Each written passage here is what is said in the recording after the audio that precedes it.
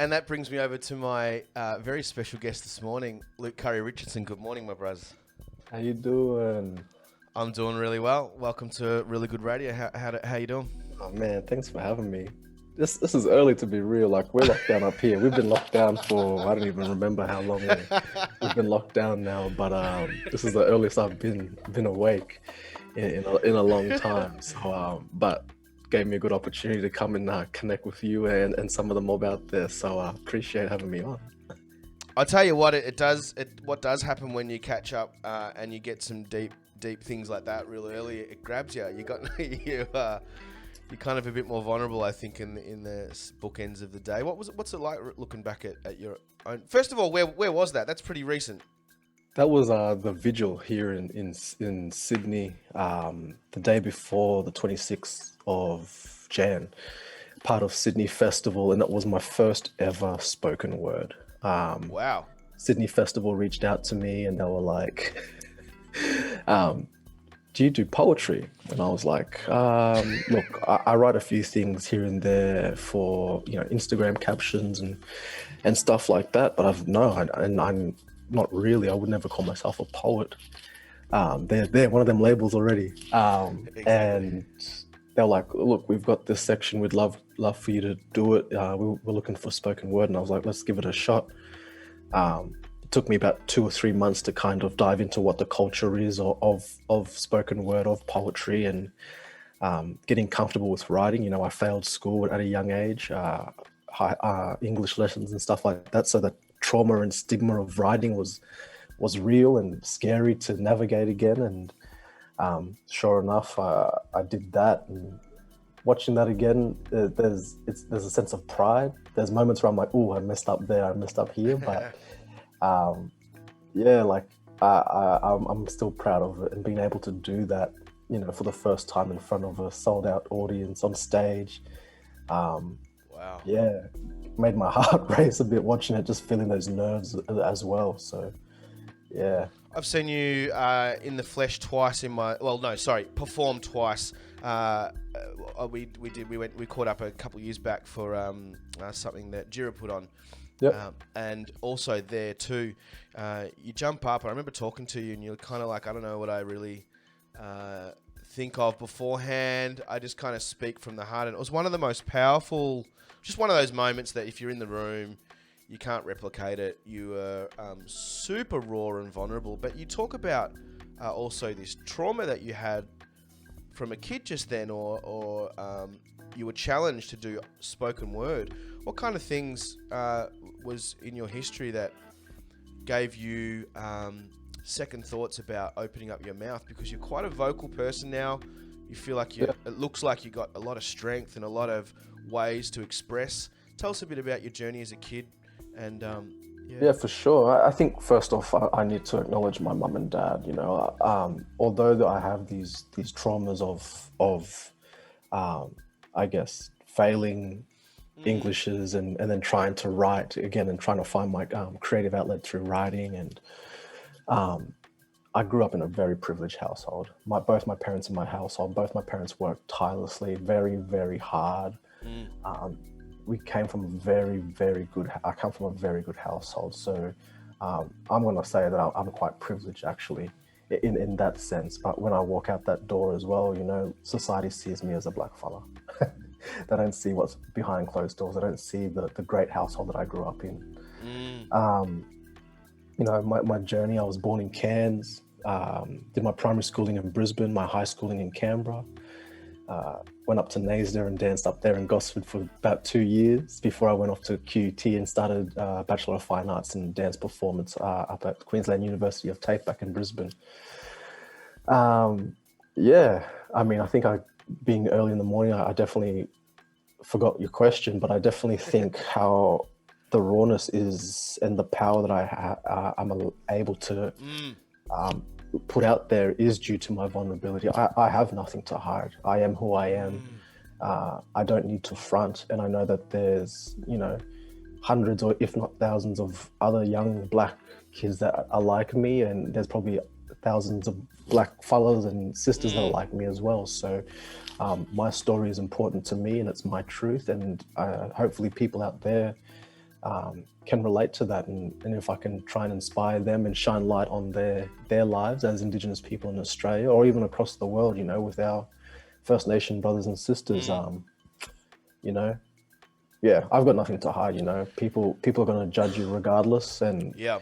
that is that. You know, I kind of just water off a duck's back and keep on moving. You know. You touched on something very close to me, or something that I got brought up in a privileged home. Yep.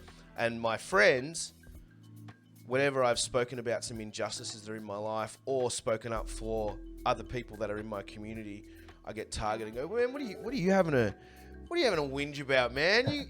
We played in the same basketball team, we went to the same school. What's up with you? What? And I struggle. I only speak to these people in a DM if I'm close enough to them, if I can be bothered, because it's like far out.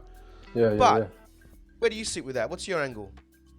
I mean, my angle is I grew up in a privileged household, but when we talk about the injustices of our people and the stereotypes and the things that we have to live off and the traumas that we talk about traumas of, for me personally, and I notice this more as I get older, you know, and certain shops that I do not go into that I have interests in because it doesn't look like I'm accepted or doesn't feel like, and that's people right now are going, oh yeah, but that's just, and I go, yes, that is just my thoughts, but that's the trauma that I carry.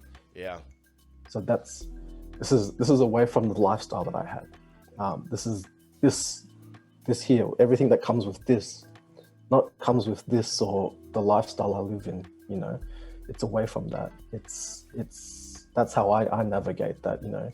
So when I walk out that door, what people don't see, what people don't know about, are the stigmas and the traumas and the stereotypes that come with that, you know, and things like taxi driver not waving down a taxi and it slowing down and seeing me and then pulling off, and then my friends down the road getting, you know, stopping for the taxi down the road, then I hop in and he stares at me. Like, that's what I talk about, you know. I'm not talking about the privileged lifestyle I come from. It's not hidden there, it's there, because I can't disrespect the stuff that my mum and dad have done for me as a fella, growing up and giving me and fought for me and sacrificed for me. But I'm talking about what society has put on me and the society has ingrained in me. So that's kind of how but I also never reply to that in the DM because my trauma and my history is not a DM message. So if you want to have a real chat, let's talk about that and consultation and all that stuff. So, and it's a beautiful thing. How'd you get into dancing? Traditional dancing. Yeah. So you got taught? You got taught? Yeah. So I grew up in Brisbane. I did my primary schooling in Brisbane, and it wasn't until I grew up and moved to Canberra with my father and my family,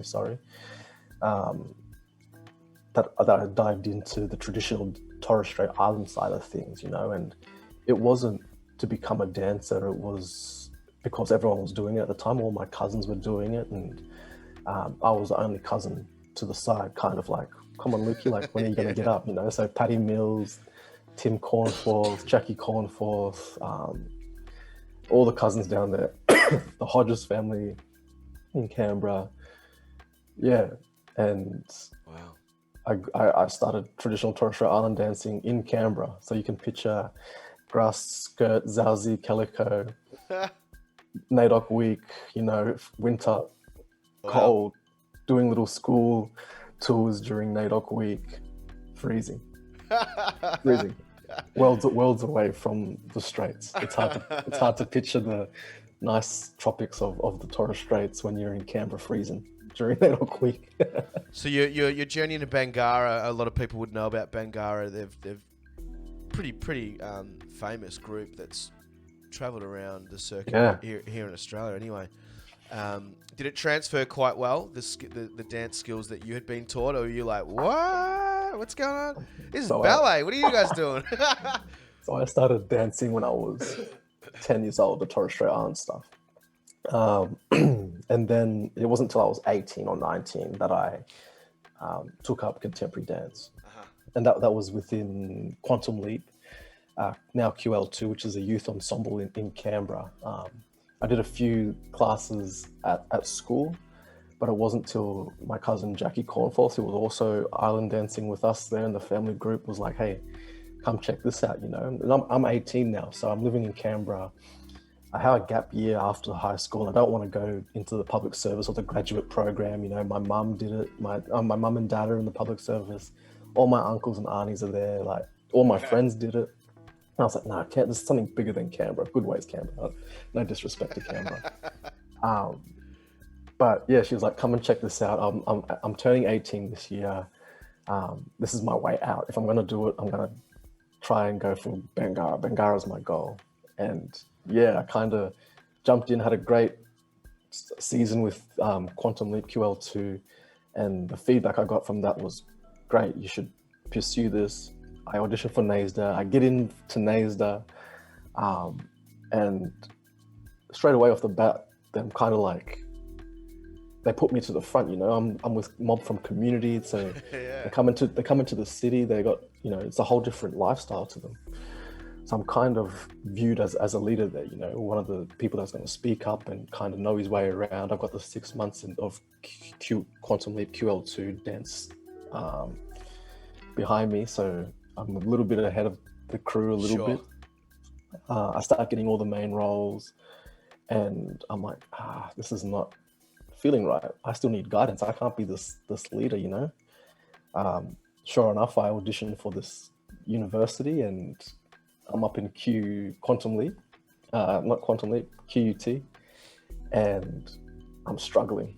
I'm dancing with white mob that have been dancing all their lives, you know. It's what they've been doing, and I'm struggling. I got no idea. Like I said earlier, I failed at that school. I had like really no ambition of going to university. And here I am studying a dance degree that I picked up when I was 18, dancing with people that are dancing all their lives, whether it's ballet, contemporary, hip hop. Yeah, I struggled, and I was close to quitting. So, and it wasn't till the day that I was about to quit that I got the call from Bangarra, actually, which is this light at the end of the tunnel story. Wow. Yeah, they pulled me out of my third year, my third and final year, and they took me down there in 2012 for a traineeship. But I think the styles and the didn't translate, but the storytelling always translates. And I think that's the kind of, if I didn't do the traditional Torres Strait Island stuff growing up in that family, I wouldn't be the storyteller I am today. Yeah. 100%.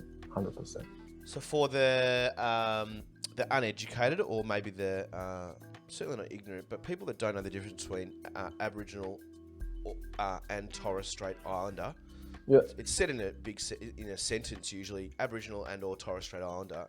Yeah. People might have seen it on forms, or I don't know where they would have seen it. But it's usually blocked together, ATSI or something like that. Can you tell us a little bit of differences of maybe just geographically, but also a little bit of culture?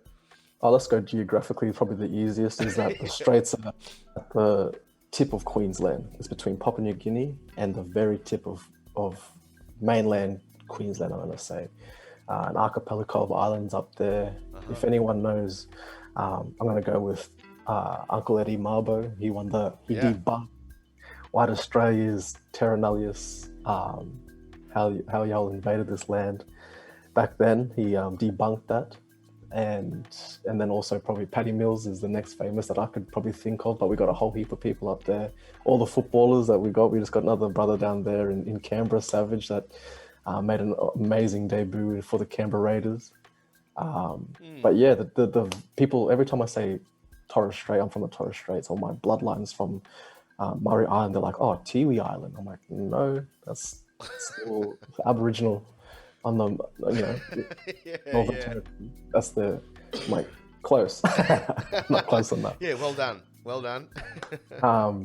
Yeah, but I mean, the styles are culturally, and I think it could be probably even within Aboriginal culture, we all differ, you know. We all differ.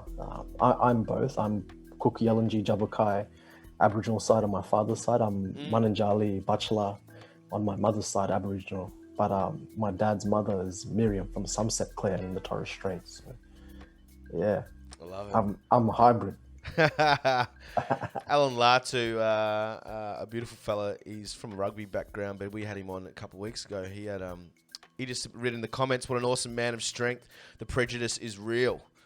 Oh man, I hear he's a brown skinned fella, and he's been a big advocate in trying to. He's certainly on the front foot of making sure that spaces are safe, but certainly minorities are strengthened. How do we change?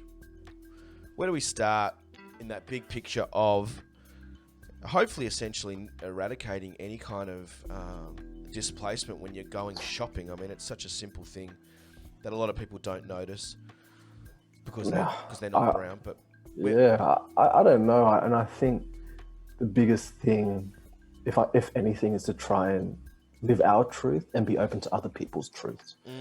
And that's the kind of way I've tried to approach everything that I do. You know, this might not be your truth, for instance. You know, our lives are different, like every person's life in the world. Just because we're Aboriginal, we share that same blood, you know, or the common ground, you know, but our lives are different. But my truth is my truth. And for you to to say that my truth is a fallacy, to say that it's a lie, is just ignorant and actually really dumb. You know what I mean? I'm not going to say like what happened on the 26th of Jan for white mob is their truth, but what they're doing is completely ignoring the 26th of Jan for us. So we've already acknowledged in history books for the past 200 plus years that this is what happened for them, and that's their written account, but this is ours. So me walking past that store, or me getting ignored by taxi drivers, that's my truth. Just because it doesn't happen to you, you know, it's kind of just like saying, you know, these kind of people don't exist because you haven't seen it. It's like, just because you haven't seen something doesn't mean it doesn't exist. Like, come on. So I think going back to that is definitely just education. It's just education and being outspoken and being confident in that. And it's a scary thing to do. But putting yourself out there, putting yourself vulnerably out there, you know, and we also find that the stigma with men being vulnerable as well, you know, on top of that, you know, like, I think our best warriors are the vulnerable ones, you know, so they have that empathy, they have that understanding of a struggle, they have that heartache and that emotion runs deep instead of just angry, or, you know, like they care and they empathize for mob and people and other communities, so they let other people in, and for that they let the community, if they let people in, they let you in. So that's the biggest thing for me, you know. But yeah, I think education is the best. We've got to try and eradicate ignorance, and that's not hard, because with ignorance usually comes with people locking you out and not wanting to learn.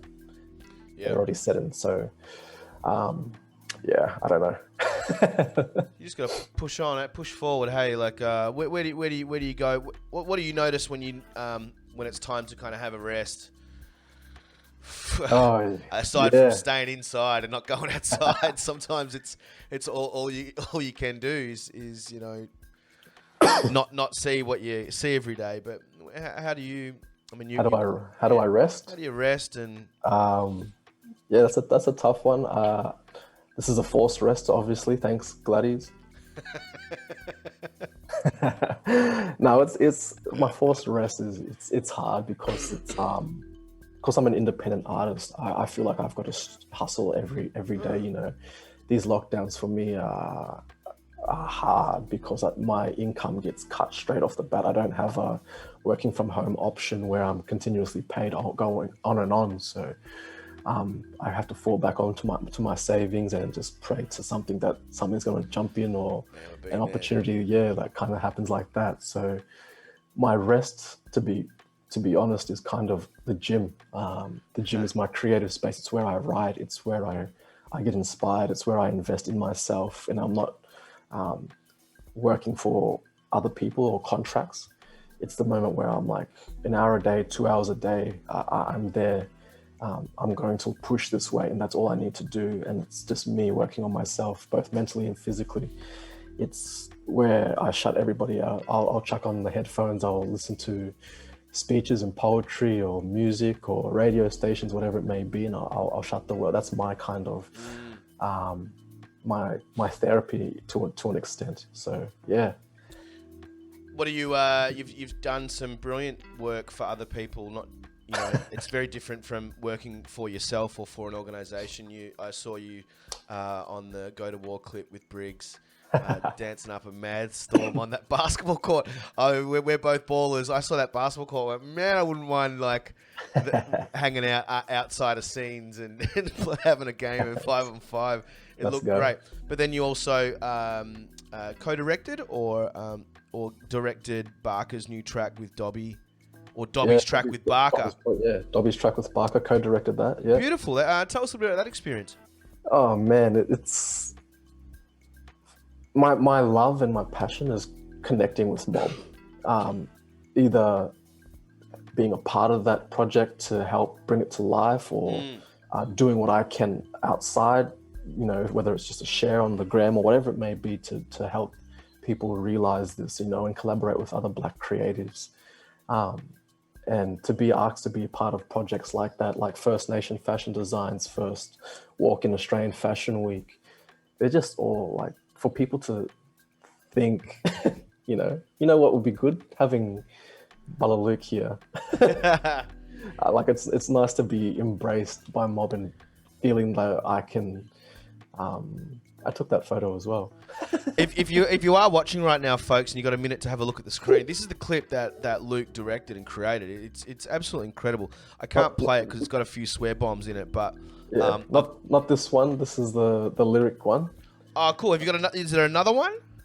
There's another one. That's the lyric video, and I think there's a. All right, I'm gonna find it. It's I Can't Breathe, isn't it? Yeah, and just type in Dobby, but Yeah, cool. It'll be there for sure. That's the one, right? Oh, this one. Yeah, that's it. Yeah. So tell us a little bit about what's going on here with your creativeness. This is where do you start when you get asked to create a video? Everything I kind of Benjamin Ling was the videographer, and he came with his ideas as well. So we kind of all collaborated together.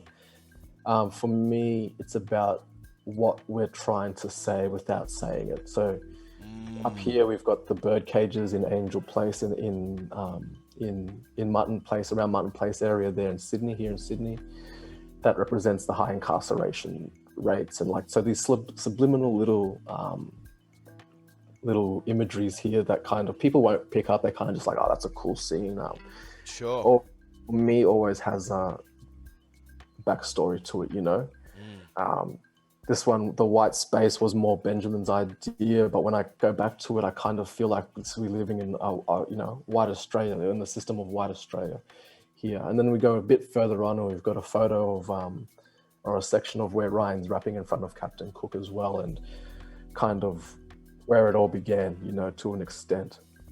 All the damage, all the destruction and whatnot. So, and Ryan, he just kind of, who's that fellow there?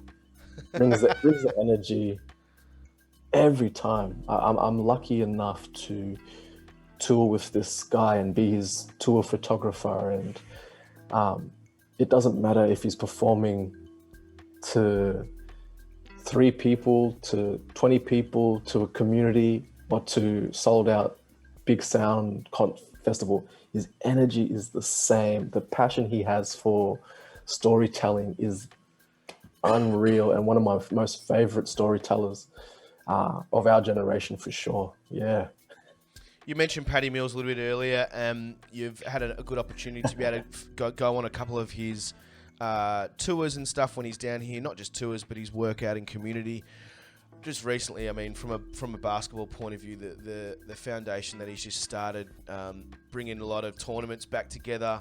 Yeah. Elevating emerging basketballers. You've been probably, you're pretty close to Paddy, but also were you part of that the first series, or is it a first tour? Tell us a little bit about. Do you know much about the foundation? IBA? Yeah, the IBA. Yes. Yeah, I think for me, I don't know much about it, to be honest. Okay.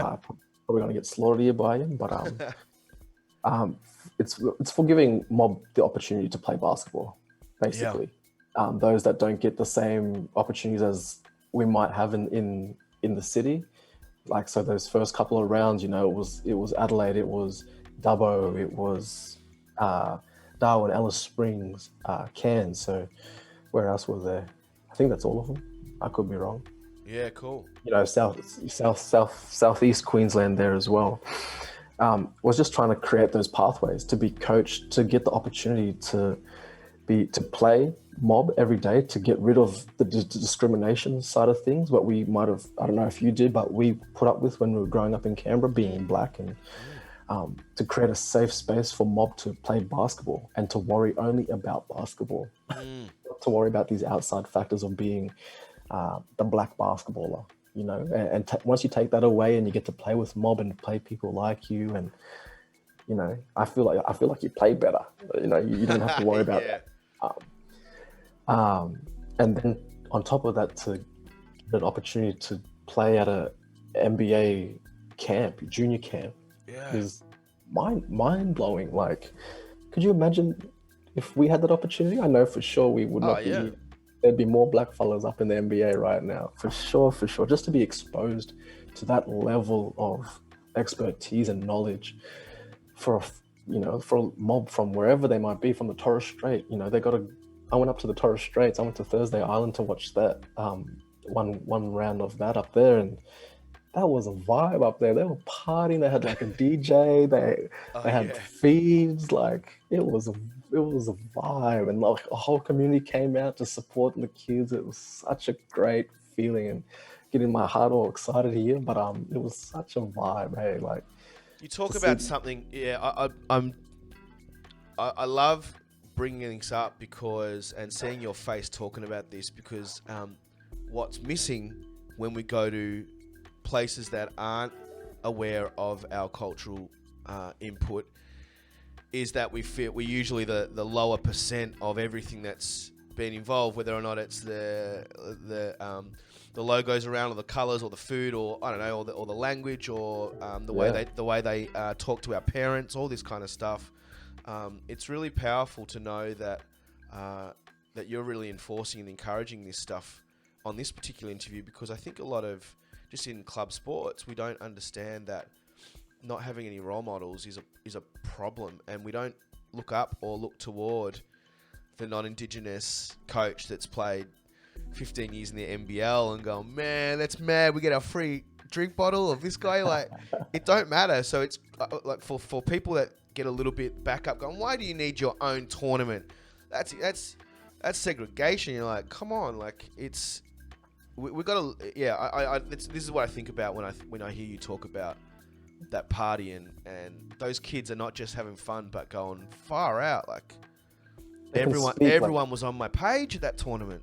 Oh, 100%. And like, things like something as simple as, speaking language, whether it's Creole or whether it is language, I mean, Creole is language, but something like that where you don't have to adjust and think about having to not speak another language, where you can speak your broken English, or you can speak your, with your team, and then with your coach, and then come off the court and talk with the other team and create these bonds, So, that's like, beautiful.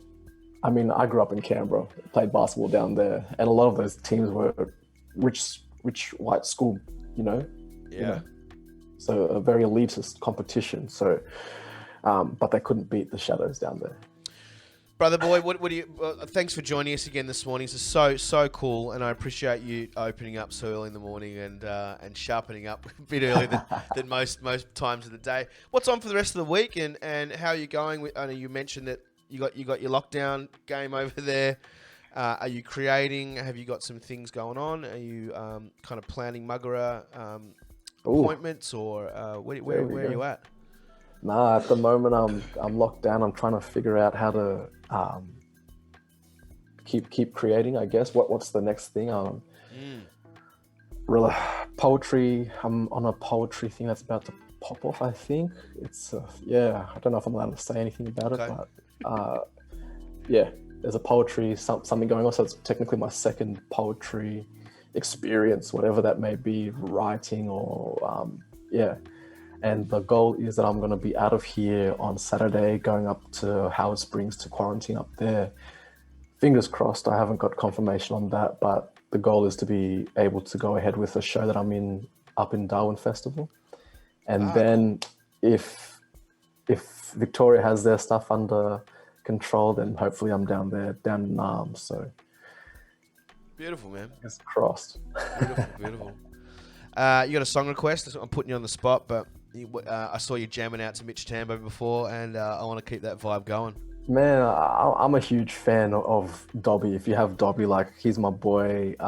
He's got some stuff in the works, but I'm gonna have to go with Dobby, My Mind. Is Dobby sure. Dobby based out of is he Eora Nations? Is he Gadigal country up there? He's based up here. He's based up here in Sydney, but he's a Nyamba Murawari fella. So yeah, and Filipino. I gotta acknowledge his Filipino side as well. So yeah.